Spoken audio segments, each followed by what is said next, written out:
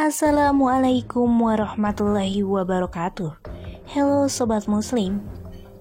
Beginilah rasanya malam pertama di alam kubur. Namun sebelum ke videonya, klik tombol subscribe agar selalu mendapatkan informasi dari Siska Lani. Semua terasa gelap, mencekam dan sunyi. Namun penggambarannya juga masih belum begitu jelas karena seolah-olah semua hampa dan asing. Dalam video ini akan menguraikan sebuah gambaran dari pengalaman pertama jasad yang bersemayam di tanah. Setelah menempuh kehidupan panjang sebagai manusia, kini jasadnya siap menyatu dengan bumi. Alam kubur adalah alam yang menyimpan banyak misteri dan rahasia, karena kebanyakan cerita yang tersiar masih simpang siur dan terkadang sulit dipercaya kebenarannya. Kita semua pasti selalu penasaran dengan apa yang sebenarnya terjadi saat jenazah sudah dikuburkan. Bayangan-bayangan tentang siksa kubur yang mengerikan pun saling melintas berbaur dengan ingatan masa kecil yang dikisahkan oleh para guru agama. Malam pertama di alam kubur. Isakan tangis dari anggota keluarga yang mengantar jenazah serta suasana senyap di antara pepohonan area pekuburan membuat situasi bercampur haru dan mencekam. Tepat lepas langkah terakhir pengantar jenazah meninggalkan makam, apakah yang terjadi? Menurut sabda Nabi, alam kubur merupakan alam pertama dari akhirat. Inilah tempat pertama dari manusia setelah meninggal dan menunggu hari pembalasan tiba kelak. Dalam syariat Islam, jenazah harus segera dikuburkan setidaknya sebelum azan asar berkumandang. Di beberapa tempat malah bisa disegerakan dimasukkan ke liang lahat asalkan sebelum tengah malam. Selama hidupnya seorang mungkin dibuai oleh popularitas dan juga kekayaan.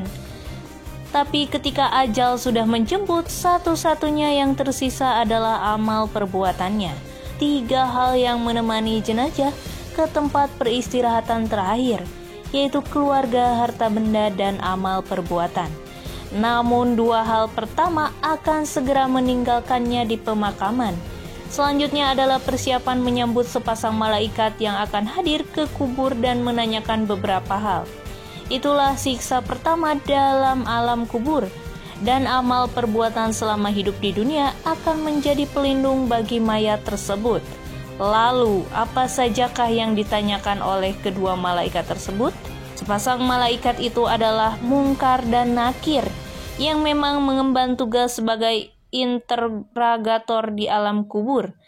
Tepat ketika mereka datang, roh akan kembali ke jasad untuk menjawab daftar pertanyaan mereka. Pertanyaan pertama adalah mengenai Tuhan. Jasad akan ditanyai siapa Tuhannya.